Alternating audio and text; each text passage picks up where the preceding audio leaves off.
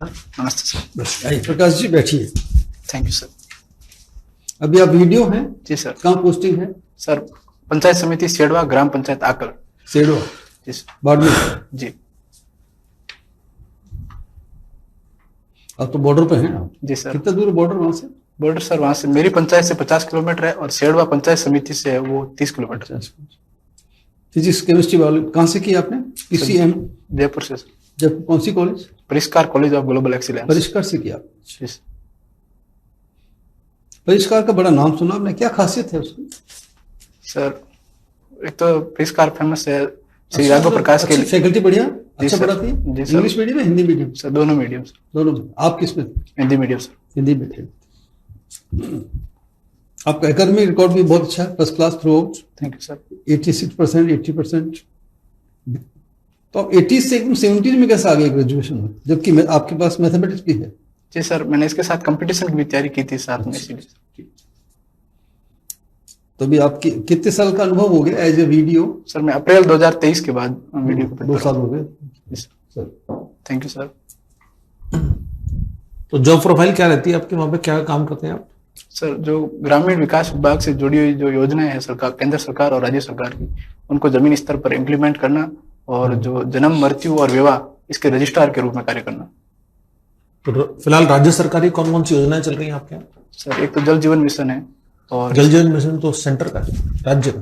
Sir sorry sir, राज्य सरकार की जो स्कीम है उसमें है मुख्यमंत्री जल स्वावलंबन अभियान जो 2.0, और इसके अलावा साथ में चल रही, सॉरी सर मैं भी याद नहीं कर पा रहा हूँ अलग से। कर रहे हैं ना इम्प्लीमेंट अब जमीन कौन को?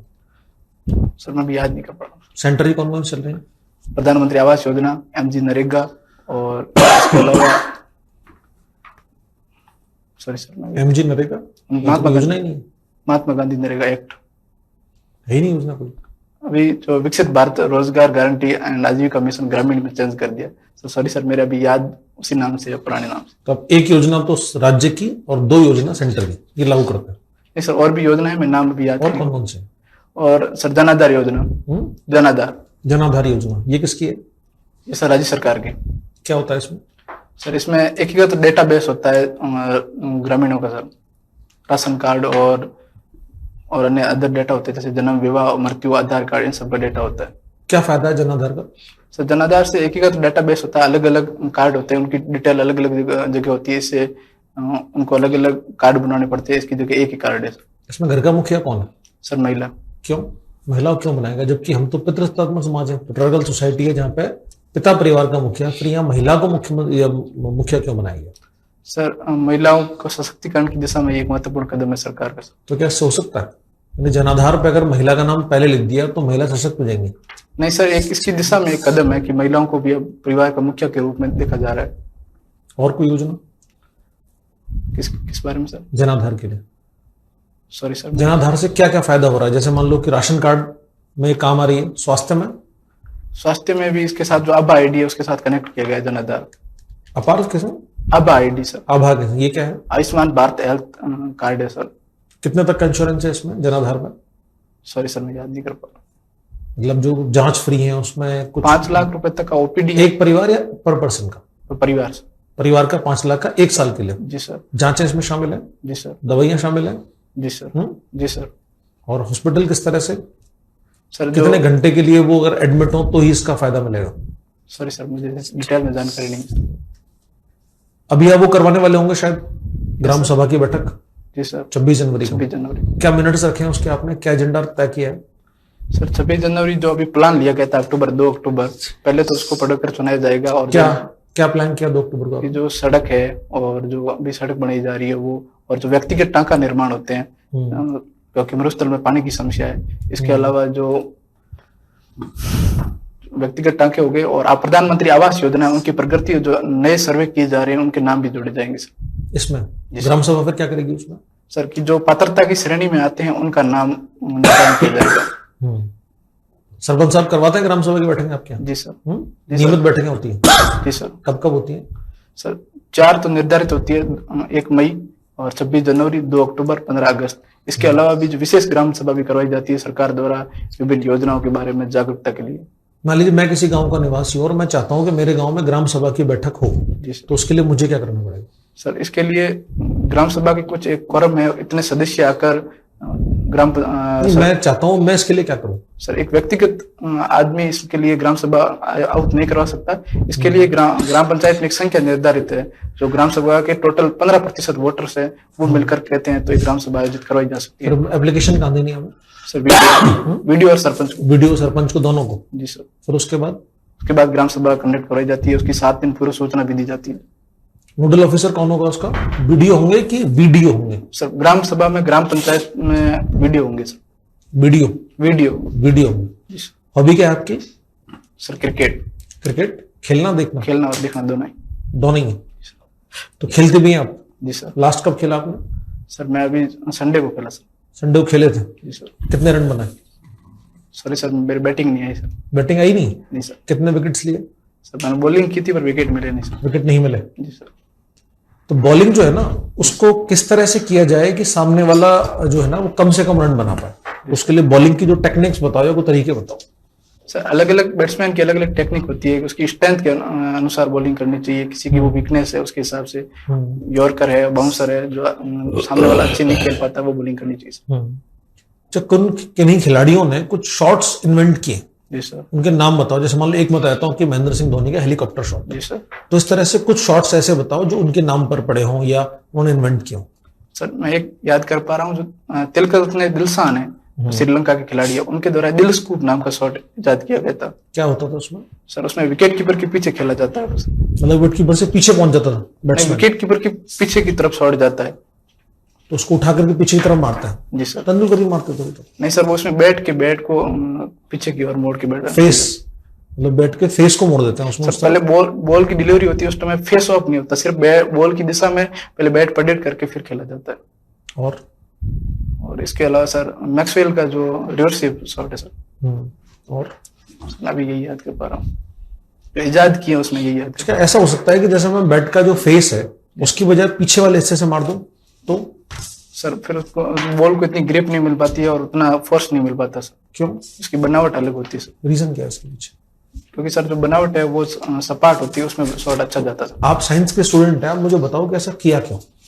सॉरी सर, उसका फेस फ्लैट रखा गया और पीछे वाले से फ्लैट कर देते, क्या दिक्कत थी? बैट्समैन दोनों तरफ से मार देता, उसको इस तरह की शेप में क्यों बनाया गया? सॉरी सर, इसके बारे में मुझे भी जानकारी नहीं sir. Thank you sir.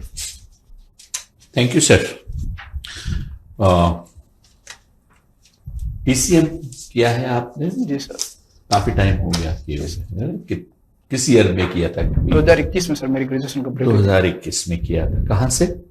Jaipur से, परिष्कार कॉलेज ऑफ परिष्कार से किया था। प्रैक्टिकल्स किए थे कुछ? जी सर। लैब में आपने रिजोनेंस का टेस्ट किया था? प्रणोद? सॉरी सर, मैं भी याद नहीं कर पा रहा हूँ। 2-3 तार होते हैं ना, उन पे एक लगा के और एक कॉर्क होती है, टोंग, उससे यूं टच करते हैं और उसमें से आवाज आती है। जी सर। समझ गए प्रणोद का? प्रणोद सर सिद्धांत? जी सर। क्या होता है वो? सर अभी याद नहीं कर पा रहा हूँ प्रणोद को सर। ध्वनि तरंगे जो है वो वायु में किस तरह से चलती है, कितनी तरह से चलती है? अनुदय धैर्य नाम सुना होगा हिंदी में? हिंदी में पढ़ा, इंग्लिश में पढ़ा? हिंदी में पढ़ा सर। अनुदय धैर्य। अनुदय धैर्य क्या होती है? अनुदय धैर्य तरंगे जिसमें कणों का जो कंपन होता है वो माध्यम के दिशा के अनुसार होता है सर। माध्यम के अनुसार होता है। तो पानी में अगर हम ध्वनि तरंगे भेजें, जी सर, वो किस तरह से भेजा जाएगा उनको? सर इसके लिए एक सोनार टेक्नोलॉजी है सर। कौन सी? सोनार जो हमारी पनडुब्बियां होती हैं, जी सर, वो उनमें जो कम्युनिकेशन होता है वो किस माध्यम से होता है? ध्वनि तरंगों से होता है या कोई और तरंगों से होता है? सर जहां तक मुझे तो करती है। जी सर, जहां तक मुझे जानकारी है सोनार से होता है सर। सोनार से उनके वेग और स्पीड का पता चलता है और उनकी डायरेक्शन का भी पता चलता है। दूसरी तरंगे किस तरह की होती है? अनुप्रस्थ होती है। अनुप्रस्थ कैसी होती है सर? उनमें जो कणों का कंपन होता है वो माध्यम की, मतलब माध्यम के कणों का कंपन होता है, जाती है और एक ऐसे जाती है। जी सर, है ना? जी सर। तो ये जो ईसीजी करते हैं और ईईजी करते हैं, ये कौन सी तरंगों के माध्यम से करते हैं? इसी तो इलेक्ट्रोकार्डियोग्राम है वो। जी सर। तो इलेक्ट्रिक से तरंगे पैदा की जाती हैं, वो किस तरह की तरंगे होती हैं? सॉरी सर, मुझे याद नहीं। अच्छा, इलेक्ट्रोमैग्नेटिक फील्ड से और कौन सा मेडिकल साइंस में और कौन से टेस्ट किए जाते हैं diagnosis? Sir MRI.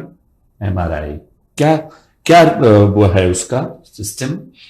Sir MRI में एक चुंबकीय क्षेत्र पैदा किया जाता है जिसका मतलब तीव्रता ज्यादा होती है। उसमें जो हमारे शरीर में जल के अणु उपस्थित होते हैं उनमें चुंबकीय द्विध्रुव का गुण उत्पन्न होता है, तो इस वजह से उनके आधार पर टेस्ट किया जाता है।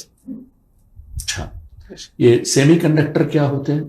सर सेमीकंडक्टर अर्धचालक कहते हैं, जिसमें चालक और कुछ चालक होते हैं, इनके मध्य की चालकता पाई जाती है इसमें। सर क्या प्रयोग होता है इनका? सर इनका प्रयोग अभी वर्तमान में ईवी व्हीकल्स और जो बैटरी होती है फोन की, इनमें प्रयोग किया जाता है। सर नहीं, क्या फंक्शन क्या है? सॉरी सर, फंक्शन कैसे करते हैं ये? भारत इसमें आत्मनिर्भरता के लिए क्या प्रयास कर रहा है? अभी सर सरकार ने एक सेमीकंडक्टर मिशन लागू किया है। क्या टारगेट रखा है? सर मैंने इसके बारे में अभी पढ़ा नहीं सर। चलिए, डीबीएफ की फुल फॉर्म बताइए। डीबीएफ? Sorry sir. अच्छा, 3 पेरेंट बेबी क्या होता है? भारत में इसका प्रचलन बढ़ रहा है। जी सर। 3 parent baby. जी सर। इसके 3 पेरेंट्स होते हैं, वैसे तो आमतौर पे जी सर पेरेंट्स में 2 होते हैं, हस्बैंड वाइफ। जी सर। इसमें सर ये ऐसा होता है कि माता के माइटोकॉन्ड्रियल जीन होता है, उसमें कुछ समस्या होती है। इस वजह से जो उसके माइटोकॉन्ड्रियल को हटाकर माइटोकॉन्ड्रिया, सर शायद जहां तक मैंने पढ़ा है। माइटोकॉन्ड्रिया कहाँ होती है? सेल में होती है माइटोकॉन्ड्रिया। तो सर उसमें एक समस्या होती है। सेल में जाओगे, सेल में से माइटोकॉन्ड्रिया हटाओगे, क्या जरूरत है इतना सारा करने? कुछ भी नहीं होगा उससे, क्योंकि mitochondria is the powerhouse of a cell. It has nothing much to do, उसका कोई रोल है ही नहीं इस बारे में। रिप्रोडक्शन से उसका कोई रोल नहीं सर, माइटोकॉन्ड्रिया का। यहाँ तो केवल जीन्स का और स्पर्म्स एंड ओवम का रोल है। ठीक है ना? तो यहाँ तो उसका कोई लेना देना नहीं माइटोकॉन्ड्रिया का। चलिए, सरोगेसी सुना है? जी सर। क्या होता है?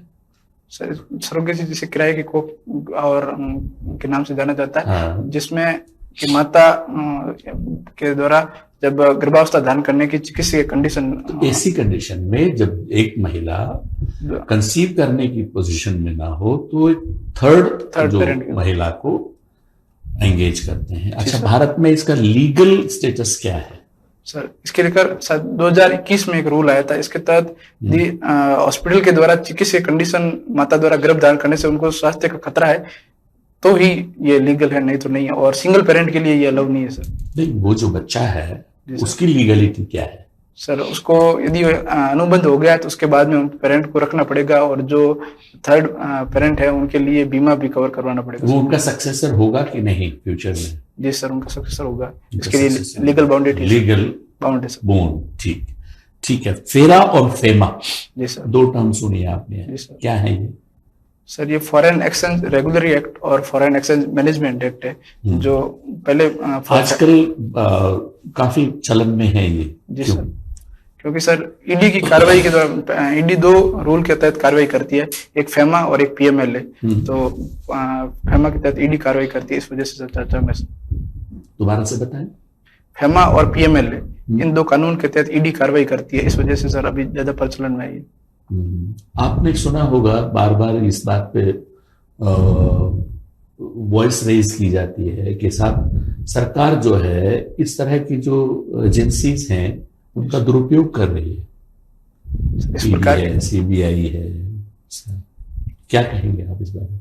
सर इस प्रकार के आरोप लगते हैं पर इसके प्रमाणित नहीं है। सरकार पक्ष और विपक्ष दोनों में जब इन दोनों कानून के तहत लगता है कि ये कानून का उल्लंघन किया जा रहा है तब सरकार कार्रवाई करती है। जस्टिस वर्मा पे ये रूल लागू क्यों नहीं हुआ? सॉरी सर, मैंने इसके बारे में पढ़ा नहीं सर। बताइए, वो भी तो इंडियन सिटीजन है। जी सर। इंडियन सिटीजन है तो इंडियन कॉन्स्टिट्यूशन तो उनके ऊपर भी लागू होता होगा। तो ज्यादा जिम्मेदार है। तो जी सर। तो उनके ऊपर क्यों नहीं लगाई ये फेमा? सॉरी सर, मैंने जज के बारे में उनका कोई प्रावधान होगा इस वजह से नहीं लगा। अच्छा, चल क्या रहा है उनके केस का भी? सर संसदीय कमेटी गठित की गई है उनके लेकर केस को लेकर। नहीं, कोर्ट ने तो आदेश दे दिए। जी सर, पहले उनके जो कमेटी गठित की गई थी उसको लेकर विवाद हुआ था कि जो उपसभापति ने की थी उसको लेकर, और सुप्रीम कोर्ट ने इसको लेकर हरी झंडी दे दी है कि ये कोई विवाद का विषय नहीं है सर।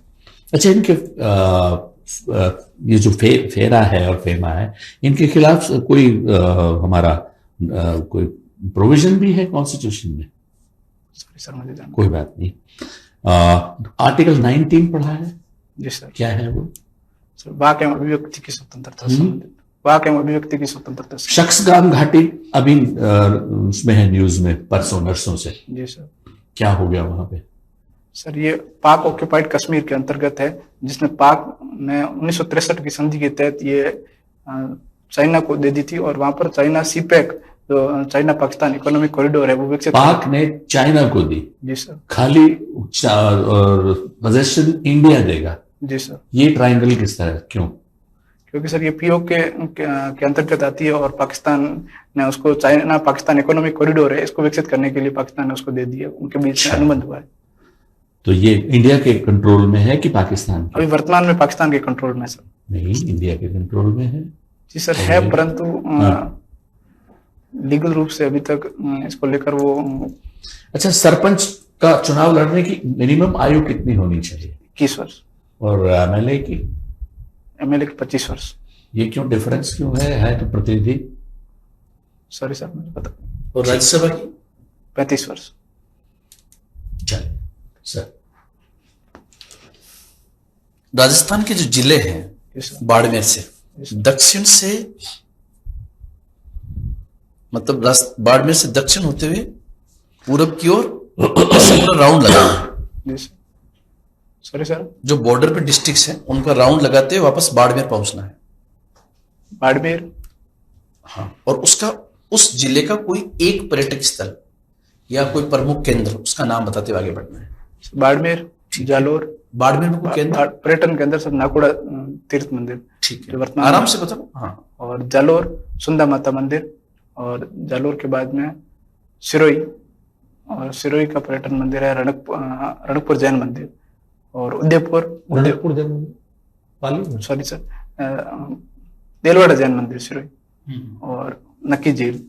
और इसके अलावा उदयपुर में पिसोला की झील है सर, और डूंगरपुर में बेणेश्वर धाम, बांसवाड़ा में, सॉरी सर याद नहीं कर पा रहा हूँ, Tripura Sundari sir, thank you sir.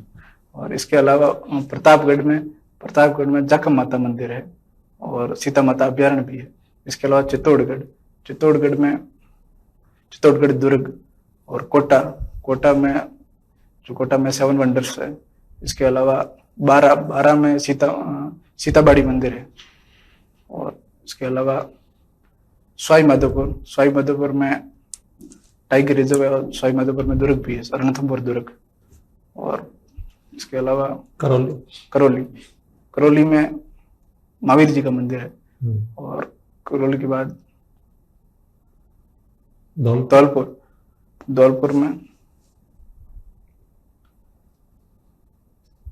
में भी याद नहीं कर पा रहा हूँ। आगे बढ़ो। भरतपुर में जो लोहागढ़ दुर्ग है, और इसके अलावा डीग में जो डीग के महल है, और अलवर में जो जैसलमेर झील है सर, सॉरी सर, सिलीसैट झील। अलवर के बाद सर जयपुर कोटपुतली की सर टूरिस्ट प्लेस अभी पता नहीं सर, कोटपुतली बैरोड। आगे बढ़ो। उसके अलावा सर सीकर, तो अभी नीम का थाना है, नीम का थाना दुर्ग है, और झुंझुनू में, सॉरी सर याद नहीं अभी। अच्छा, राजस्थान में वर्तमान जिलों की संख्या कितनी है? 41। जो नए जिले बनाए गए, क्या ये एक प्रकार की रेवड़ियां थी? सर सीधे तौर पर तो ये नहीं कहा सकता कि ये रेवड़ियां थी, परंतु इसके साथ प्रशासनिक और राजनीतिक कारण सर दोनों होते सर। कितना उचित मानते हो आप? आवश्यकता थी क्या? वैसे हरियाणा एक छोटा सा राज्य, उसमें बहुत सारे जिले हैं। जी सर। किसी भी राज्य में जिलों को बनाने का आधार क्या होना चाहिए? सर जिले बनाने के लिए प्रशासनिक कारण सबसे प्रमुख है, दूरी और उसकी जिले की आय भी देखी जानी चाहिए सर। जो वीडियो का पद है जी सर। ये प्रशासन का प्रथम प्रवेश द्वार है। जी सर। और ये भ्रष्टाचार का भी प्रथम प्रवेश द्वार माना जाता है। इस बात में कितनी सच्चाई है? सर इस प्रशासनिक पद पर भ्रष्टाचार के आरोप लगते हैं और पूर्व में भी लगाए गए हैं, परंतु वर्तमान में जो सरकार की पॉलिसी है, जो कि टेंडर है वो भी ऑनलाइन होता है और जो समस्त प्रक्रिया है वो एआई और ऑनलाइन कर दी गई है। जैसे नरेगा की मॉनिटरिंग है, उसकी भी ऑनलाइन हाजिरी होती है। प्रत्येक जो पहले भ्रष्टाचार होता था वो नरेगा में ज्यादा था कि जितने लेबर। आप इस पद पर हैं। जी सर। इतने कदम उठाने के बावजूद भी आपके हिसाब से कहां कहां पर अब भी भ्रष्टाचार की संभावनाएं हैं कि सर इतना सब कुछ करने के बावजूद भी ऐसा हो सकता है? सर भ्रष्टाचार सर इसकी टेंडर प्रक्रिया में हो सकता है सर। टेंडर और जो गुणवत्ता है प्रोडक्ट की, वहां पर सर भ्रष्टाचार के अभी भी लूप होल्स हैं सर। और कोई? सर और तो नहीं, अभी प्रोविजंस थे। नरेगा में सबसे ज्यादा भ्रष्टाचार था वीडियो के पद पर। जो क्या जी राम जी के माध्यम से रुक जाएगा? जी सर। कैसे? क्योंकि सर पहले लेबर थी, जितने काम पर जैसे 100 लेबर सैंक्शन कर दी जाती थी, तो उतने में से 50 ही आते थे, उनके नाम लगा दिए जाते थे। अब प्रत्येक लेबर की ऑनलाइन ई-केवाईसी हुई है और फेस कार्ड से उनकी पर अटेंडेंस लगाई जाएगी। क्या केंद्र सरकार ने प्रशासनिक सुधारों के लिए कोई आयोग गठित किए हैं? जी सर। कौन सा? प्रथम प्रशासनिक सुधार आयोग, द्वितीय प्रशासनिक सुधार आयोग। क्या नाम थे उनके? कौन थे हेड उनके? सर मैं याद नहीं कर पा। देखना उसको एक। सर